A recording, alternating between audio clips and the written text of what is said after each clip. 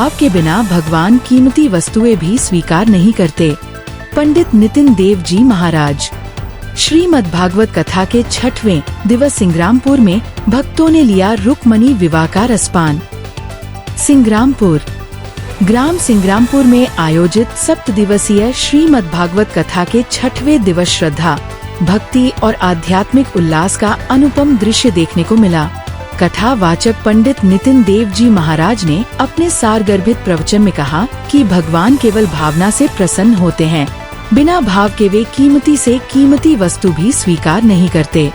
यदि कोई भक्त सच्चे हृदय से एक पुष्प भी अर्पित कर दे तो प्रभु उससे प्रसन्न हो जाते हैं।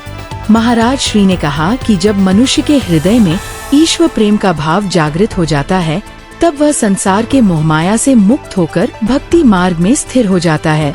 कथा के दौरान महाराज श्री ने भगवान श्री कृष्ण एवं रुक्मणी विवाह प्रसंग का अत्यंत भावपूर्ण और दिव्य वर्णन किया, जिसे सुनकर श्रद्धालु अमृतमय भक्ति रस में डूब गए।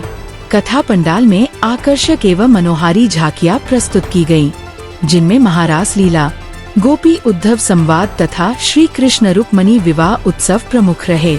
महाराज श्री ने बताया कि भगवान श्री कृष्ण की महारास लीला इतनी अलौकिक है कि स्वयं भगवान भोलेनाथ भी उनके बाल रूप के दर्शन के लिए गोकुल पहुँचे थे।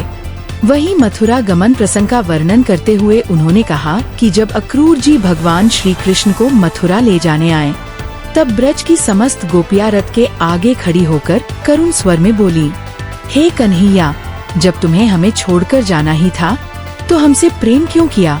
रुक्मणी विवाह प्रसंग के दौरान प्रस्तुत रुक्मणी मंगल झांकी ने श्रद्धालुओं को भाव विभोर कर दिया। भजनों की मधुर ध्वनियों से पूरा पंडाल भक्तिमय वातावरण से गूंज उठा और श्रद्धालु झूमते नाचते हुए भगवान श्री कृष्ण रुक्मणी विवाह के इस पावन उत्सव का हर्षोल्लास के साथ आनंद लेते नजर आए।